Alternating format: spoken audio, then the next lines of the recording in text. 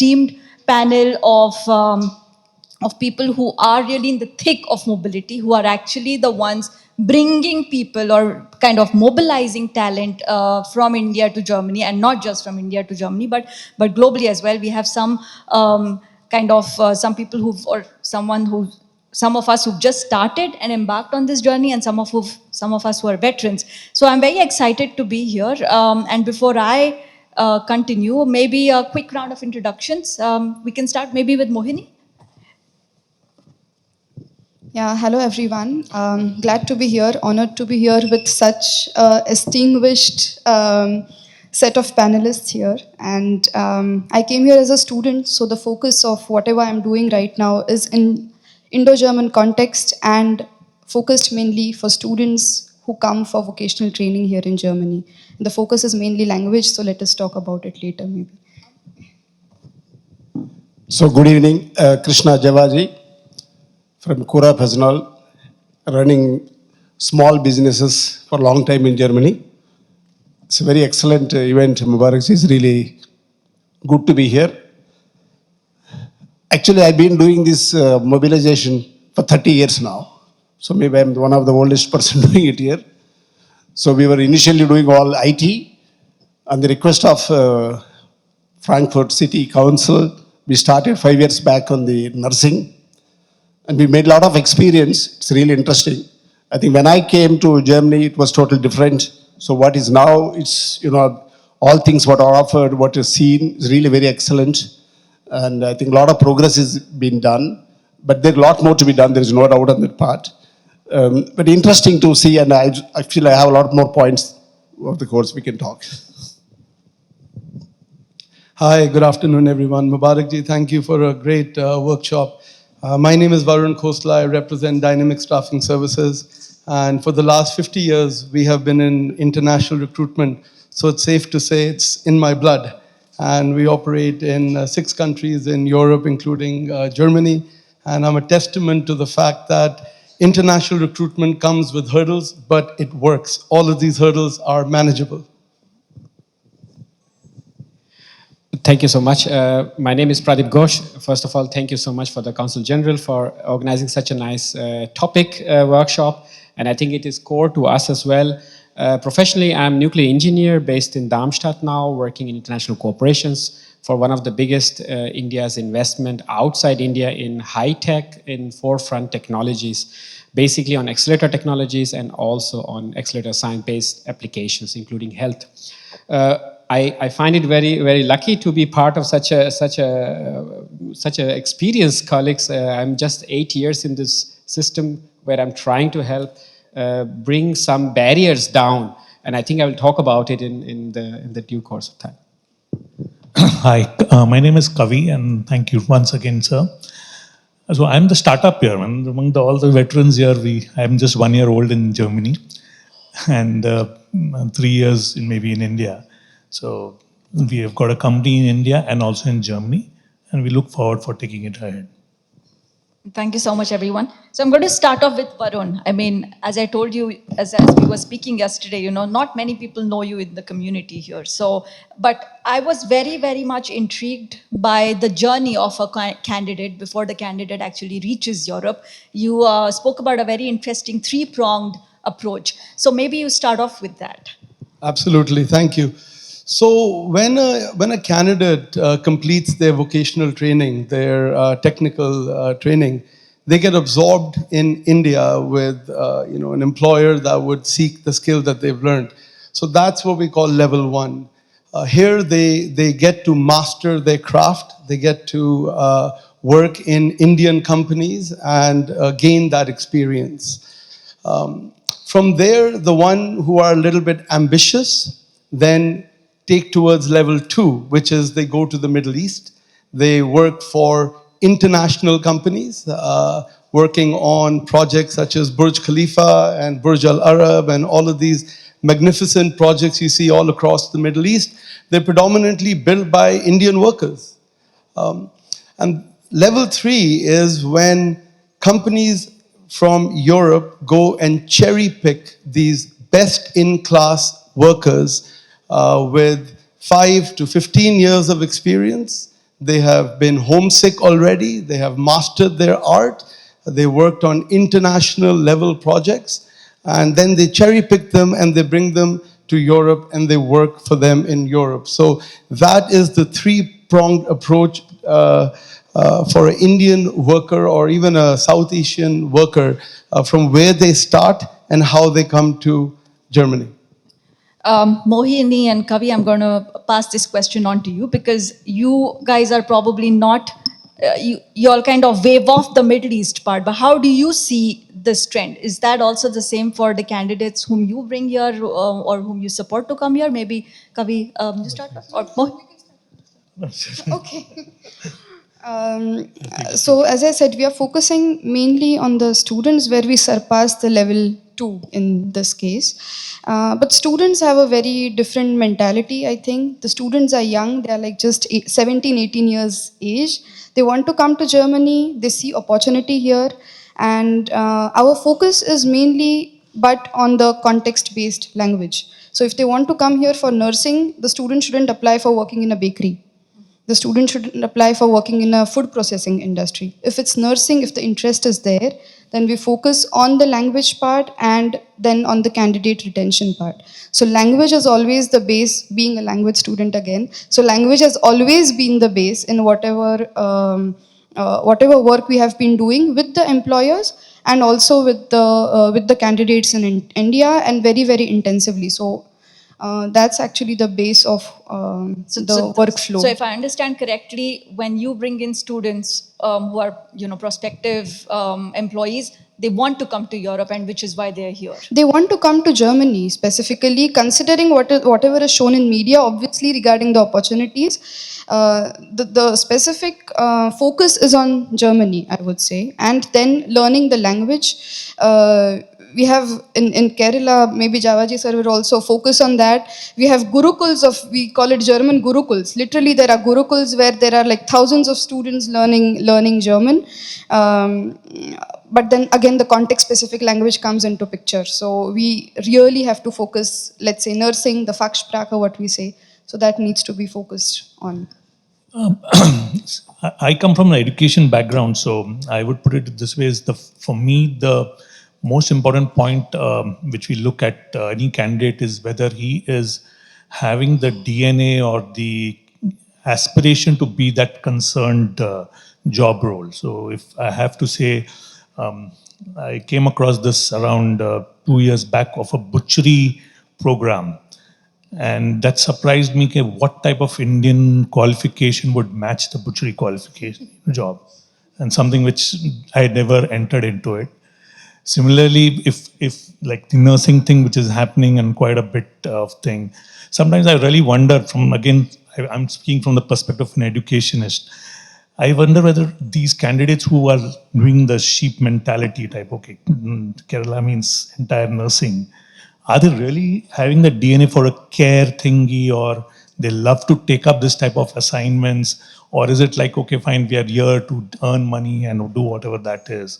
Something which gives me a little ouch feeling type thing. Well, interesting take. And since Krishnaji, you are in this field for a very long time, and especially also in the healthcare sector, and you emphasized always a lot on the quality of the personnel that comes here. Maybe you want to share your experience and your insights on that.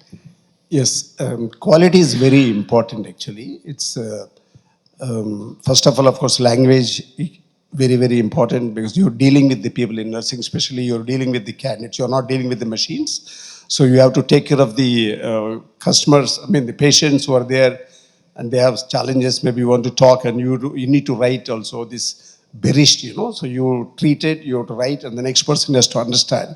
So very important, and the language is what in India, unfortunately, I'm sorry, nothing about language centers, but people learn there is especially, it's that language is for proofing, just to pass the exam. So that should change actually. That language learning just to pass the exam should change. They should really understand. That's what we are doing. That actually initially we were taking people just like from the other language centers, whatsoever. We've seen that challenge.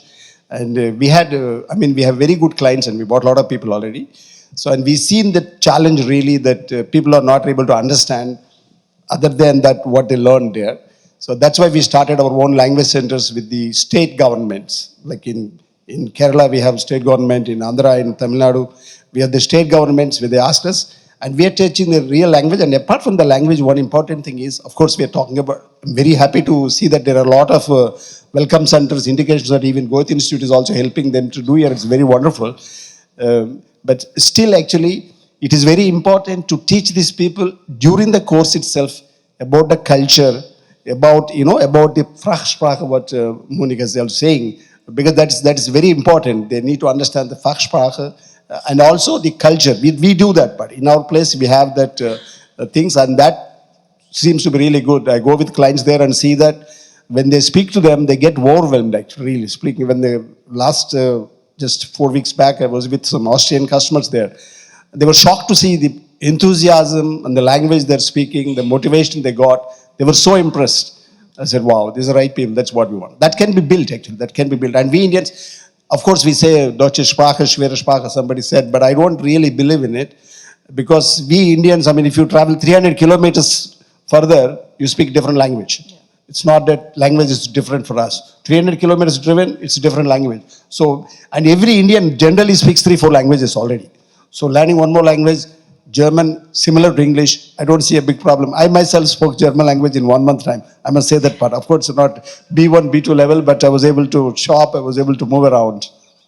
Thank you. Thank you so much, Krishnaji. And I'm going to shift the focus a little bit from a language-centric approach to Pradeep, you. I mean, FAIR is a major international science player in Darmstadt. And when we speak about the Frankfurt-Rheinmain region, we also speak about the R&D prowess that this region has, as well as the STEM students that we want. And Germany is again known for engineering, precision, quality.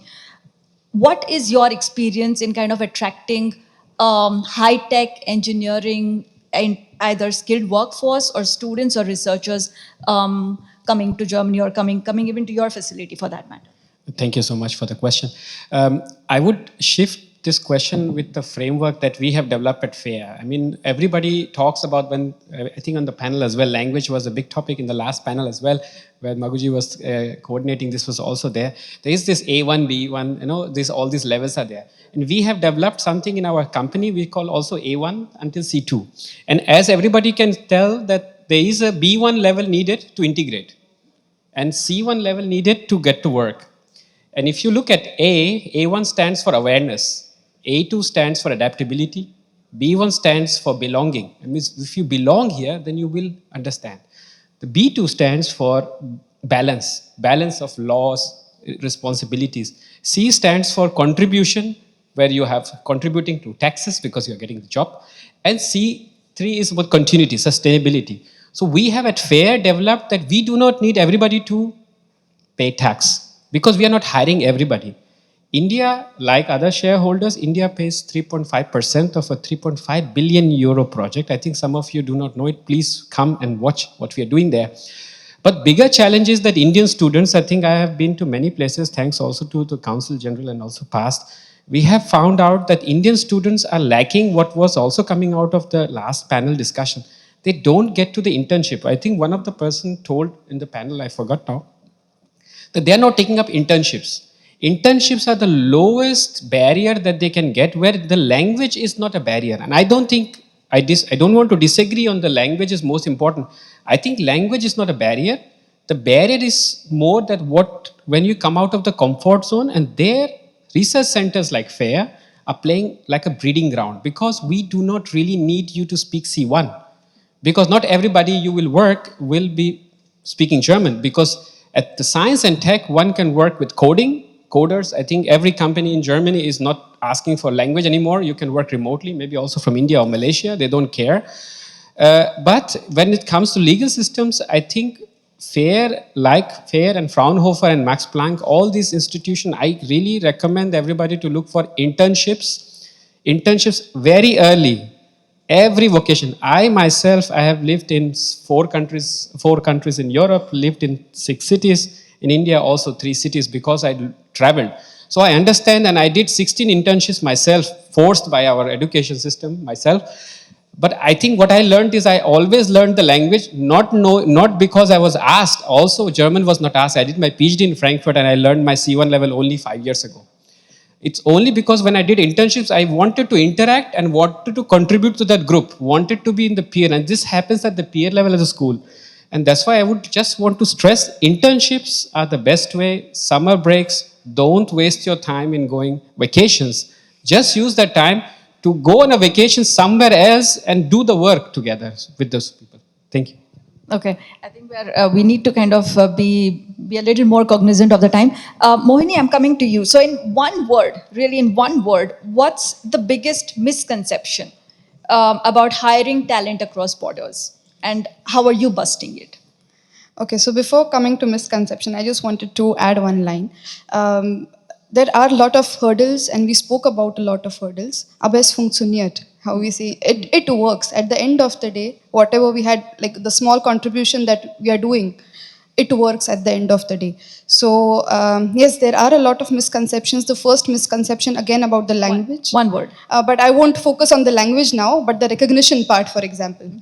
So the recognition, if it's not recognized, then it's difficult to, again, start with work in Germany. And what is it that you're doing to actually make sure that it gets recognized? It's a long process, but it works. Okay. It takes a long time, but it works. Okay. Kavi, I'm also going to kind of throw that question a little to you, but how do you think, I mean, we've spoken about getting talent and getting people here, but how can we kind of foolproof, or is there like a proof of concept where we can also retain talent here? You know, we see a lot of talent coming in, but also leaving. Is there anything that you would like to add? There is, this question has got a lot of deep meaning, and I feel it's the right forum to speak also about it. Is we have, as an education, we have been placing candidates after training, and in Skill India mission especially, placement was a part of in India and abroad. Overseas recruiters were there earlier, and they had a different perspective altogether of like Randstad or anyone. Today, with this forum and everything, now the entire context of India-German thingy has changed, and things have developed a bit of it. What I look upon is the three things which is very important for the futurist. One is, first, very important is matching the job skill, which I just spoke about two things, and which she said also about food processing. I have at least one candidate who's coming from a small city in Solapur, where she has come here from with the trust that the company will take care of them. And luckily, she has got also a good job under food production. So it's matching. So I feel 80% of the job is done if the job is matching, because belongingness comes in, the ownership starts coming, there's a motivation to it. So everything works according to that. The second one is the integration, which we have discussed, but I came across a very important word yesterday when I was meeting a client, and she said it's not integration, it's participation. So that really hit me also. Like, it's not a thing, it's participation at dual side, both the sides. So that's something which is also a very important element, which has been discussed quite a thing. But the 5 elements which I come across, which is the stages of the recruitment, the main important is accommodation. See, language can yet be attained, which Mr. Javaji said. The bureaucracy part of the visa, the lawyers must have said something about it. But accommodation is something which is the most important point in this entire thing. Family get-togetherness, as how we can work with the family part of it and how they can get it. And third, if whatever little statistics have seen is maximum people who we get here, and one of the lady who had approached me for a job thingy, is we are looking at skill level jobs. None of the jobs levels are towards having a visibility to be a leader in this value chain. So all of them are coming to the level of down, and nobody's taken the job of leader. So whether the employers here are looking for that type of jobs, these candidates will grow up the ladder. So that's something which is the most important element for the futuristic of these skills to retain and be longer. Yeah, like growth is something. Third very important point, which is for all the service provider, is in our time we used to have something called association of trainers, where we should take care of each of the trainers. And I feel it's time now we have association of the recruiting and the service providers. I think so he should head it as the senior most person. Somebody who can take care and be into the framework of fair practices, collaboration, because we were competitors then also, and now also we are competitors. But are we able to work, collaborate on a project? Are we able to work on fair practices, fair pricing, that even the German governments are happy, the companies happy, the students are happy, the candidates are happy, and even us are getting our dues.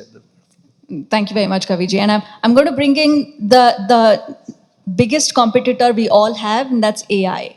And we speak about how AI is going to take up our jobs. Or at least there's a lot of discussion and debate. And Krishna ji, you actually even run a very successful IT company. So how do you see kind of, the mobility, the talent, and where we are not just kind of filling talent gaps, but we're also kind of making them future ready? How would you address that? See, AI, I think it's not going to replace everything. AI is a tool. Let that be a tool actually. So, especially if you look at nursing, I don't think that nurse job can be replaced by a robot. Of course, there are tools again which helps the nurse to do the job easily. You have really things which you can wear and it can help to lift the patient, do all these things. But AI is definitely not going to replace in many of the things which we are doing. But of course, if you say coding, you don't need to. We were doing the coding business before, right? We were bringing all the IT people.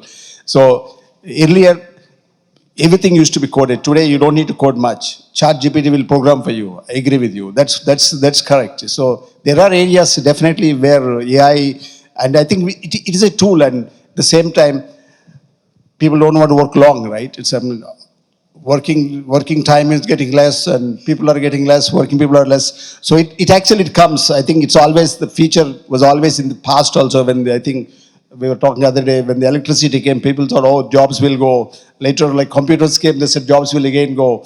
So now AI coming, jobs will go. I don't think jobs will go, but jobs will change. The style it will change. The people will be changed. But definitely there are enough professions where you definitely, the butcher, I don't think a butcher, it can be done by AI, somebody cutting that and giving, I'm not sure if that goes to that level. So, but in our area, I believe definitely the AI can help as a tool, but for sure not replace anybody. I think as my boss actually loves to say, work smart, don't work hard. Yeah. So I think that pretty much resonates your sentiment here. But maybe Pradeep or Varun, do any of you want to kind of add to that, especially Varun, because you are kind of doing cross mobility across borders. And Sure. Germany is a country of automation. So Look, AI is it's here, it's coming, and what we've seen of AI, it's elementary, So the only way to tackle AI is through education at an early stage of the people who are now about to enter the job market. AI is going to kill a lot of jobs, but if we're prepared, AI will add a lot of jobs. So we have to be ready for the jobs that will come. Unfortunately, there was a statistic, something like 30% of the jobs that are going to exist in 2030, we don't know about today. And that's how rapidly it's going to come. But having said that, to Krishnaji's point here, we're working for a project in Hamburg where our mandate is to bring 400 highly skilled workers. These are welders, pipe fitters, etc. It's a gasification project. AI doesn't play a role here. And AI may not play a role until 2040, like he's saying, in healthcare. So there are going to be skills where AI is going to take a portion of the work away, but then there are another set of skills, especially the craft, like they call it here in Germany. These are going to stay. In fact, in the States, people like locksmiths are making more money than degree holders. Electricians are making more money than IT engineers because the shortage is such. So I think we all have to be prepared, and I think it's a good thing. awesome, Pradeep. So I think I would also underline what he already mentioned. I think the employability is correlated with the skill sets the individual is having. And the individual decides, okay, I want to pursue a professional career, or I want to have, okay, a mediocre level of skills, and I'm just happy with any job. I think Germany is looking for people who have a qualification which is qualified enough to do the job. I think in one of the panels where I met other colleagues, they mentioned there are 308 qualified jobs.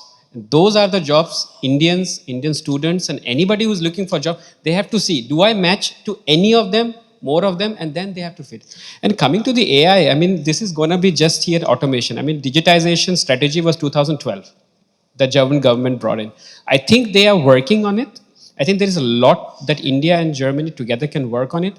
And I think the visa is something there. And I think automation is something where AI will help bureaucracy. But as if everybody is looking at the cases one by one, then it, of course, is taking time. Yeah. Absolutely, absolutely. I mean, I also believe that, these are tools that can only be used to supplement and complement, but not act as competition. So I think I'll take a last round of thoughts from all of you as we wrap up. So I'll start with you, Kaviji, and maybe everybody can just put in your feelers there. But I would like to ask you one key action or mindset shift. We spoke a lot about mindsets and we spoke a lot about challenges, but there's probably one thing on your wish list that you would like to change and which you think is very crucial and essential for strengthening the India-Germany talent corridor. It's basically the acceptance at both the levels. That's something which I feel we have to put it as mindset. You name it at anything, because let's say, like he was talking about the student coming here. Now there was somebody saying that I'm an engineer or a master's in Germany. Would I be interested in taking up a skilled work? So, or internship, what he's talking about. I've seen this challenges being in education. Okay, I'm an engineer or I'm a PhD. Why would I take up such a skilled job? And the similar way, the company looking at the point of, okay, fine, I'm making him enter as a skilled worker. Can I take him to a leadership post by budding him up, by investing time, money, energy, making the policy? That's a very important point of the integration or participation, is whether we want to change our policy to suit the outside person to come in. How do I embrace them? Right? It's not only about the festivals, okay? It's also about embracing as a policy. Okay. Pradeep? So I would say that it has to be in one word or two words with a hyphen in between, really human-centric. I think if the policy is human-centric, I think we can always reach further. And there it has to be a three-step process all the time. One has to understand the person, their needs. As an employer, you have to treat the person, what I think he mentioned already, accommodation. This is where we are doing. There are 800 people have come in last 7 years with us in my program, and we have provided 800 people the housing. Some people stayed 2 years, some people stayed 3 months. And I think as an employer, one has to take responsibility in helping. I think most of the companies are doing this, and those companies will get the best talent, because I can tell from my experience, I chose always a company where I was provided support for housing, and I believe it, that people don't care about how great your mission vision is. If you cannot provide housing the first day, students is switching from one company to another. I switched from Michigan State University, Ohio, and with Finland to Germany, Munich, because GmbH was giving me housing as a state house. And this was in Munich. And I can tell you that everybody can agree. And also it's the satisfaction of the parents. Some people are sending their young. If you know your child is going to stay at this address, this is provided by the employer, the sense of satisfaction and confidence in that company is something else. And I think human-centric is something I would focus on. Accommodation is something very crucial that employers have to think about it. Take the risk, find it. And the second thing is you have to take about fair, that we have done it like us. Fair means that unpaid internships. Please don't support, don't take it. We have pushed it in our company as well. Every internship, be it mandatory or voluntary, it has to be paid, equal to everybody who has equal qualification. That's it. Thanks, Pradeep. Varun? So definitely support services, auxiliary services like accommodation, all are required. But when I come across employers, I think it requires a mindset change. And the employers who seek towards looking for talent from let's say from outside of Europe, do it at a point of desperation when everything is exhausted and nothing is working. then they'll go and take, they'll go towards that channel. But I feel that they should run pilot projects. International recruitment is not complicated. It's not as difficult as people make it out to be. Look, we have placed over 500,000 people in 30 countries. So the system works. Here, I feel a lot of employers are a little bit wary that, when the candidates come, how will they adjust? How will they manage? Will they integrate into the society? What about the language? I'm the first to say that there are challenges, but what aren't there challenges with? The challenges with everything.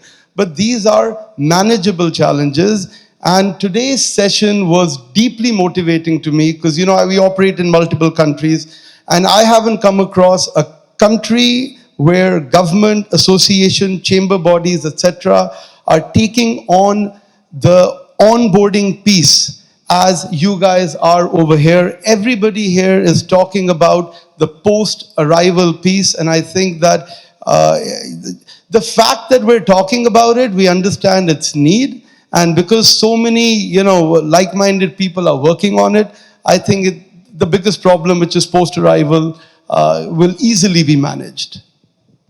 Excellent. Even for me today, though I'm here so long, really knew many things to see, even go to the institute itself, how they're helping to, integrate people here, setting it here, and the government, how they're doing it's really excellent. I was just thinking, I was just telling Mr. Mubarak that I even don't know many of these things. It's really interesting. Very interesting to see that how we are supporting. It's really great. But I think, there are two things here. First of all, we are talking just here, few people. I'm not sure how many German employers are here, right? So I think the message is not going to the, broad. The awareness is not there. They're doing things, but I'm not sure how many people or German companies, Mittelstand, especially Mittelstand is very reserved. How many of them are aware of this, right? These opportunities, these possibilities are there. How can be helped? So that's, I think, very, very important aspect maybe which we can take up and see like how we can inform the people what possibilities are there, what opportunities are there, how can they be supported? Because I think that is, if they know, because they're all afraid, especially Germans are still, they're reserved. I don't know if he comes, how it will be, what will be, how it works. They're very doubtful about it. So, but I think if we inform them, see these are challenges like Kaviji is saying, maybe association or something, whatever it is, if that can be done and make those people, but ultimately they are the people who needs, right? They are the people who we need the employees, and so they need to be aware what all possibilities are, what are there. That should be important to be done. If we can tell what all things can be done, how we can organize. I'm sure there are enough people today having, interest to bring people, do something. But from the customer side, and the real customers, I think that's the message has to go. That would be a great thing. And the another point, what I would say is, especially from India, one is, of course, we spoke all the problems. In our case, especially, we have some places, candidates sitting for 6 months, 6+ months, waiting for the anarchy. I know this challenge, that challenge, even the consulates have problems. And I spoke to the consul generals. They said, Chennai, I was speaking to the consul, she said, listen, I have from 3 years, 5 years, even before, same staff, same everything, and see the number of applications I have to process now. What do you expect? So that's the same office. Their office is same. People are same. I think you also mentioned that part. So, but the number of multiple times it's increased. So that is actually a challenge to really get that thing. Even the language centers to get an certification. You have to do B2 exam. We are really my teams gets up early morning 5 o'clock when that slot opens. Hindu is there, she knows that part. Get up 5 o'clock and try to get the slot. And sometimes they're flying from Cochin and Chennai to Delhi, Calcutta, etc. to get the thing. I think these are challenges like which has to be solved. It's really great that we are helping them once they're here. That's wonderful. Accommodation, I agree, all these things. But I think that it's important if we can support them there. And the third important thing which I say is very important. Actually, I suggested Andhra Pradesh government to integrate German language in the nursing college itself. I'm happy to say that they called me back and said, GO is passed, and I was there for the opening. So it's like So we suggested them and they integrated that. See, the interest from the Indian side is really high. It's huge. So it's good if we can get that also first integrate here. And next point is, One mindset. yeah, just one line. So one important thing, this is a very important thing I want to say. See, we are talking more on G2G projects, but that's not enough. I know Triple Win, many other things I know. G2G, sorry to say that nothing about government, it takes time. G2B is somewhere I would really suggest it should work. That's better if to far results, that's the best way. I think Krishna ji, that also falls a little bit on people like us to make sure that the G2G projects and the policies work. So I think the onus also lies a bit on us. Absolutely. But Mohini, without further ado, your last words. Just one point to add. I think everyone has given excellent points. I just wanted to say one aspect which was important here is everyone working in the recruiting ecosystem must have a reality check and no false hopes given to anyone working in the ecosystem, be it the Indian partners or the German partners, because we see that happening with a lot of students as well, or also with the German employers as well. So what happens is nothing against the Indian mentality, but we have this jugaad kind of mentality where we say kar denge, ho jayega, but that doesn't work. It's not ho jayega. It takes efforts from both the ends and false hopes again. Even to the Germans, whenever I speak with the German employers, I never say B2 is B2. B2 is always something between A2 or B1, because having the certificate in the hand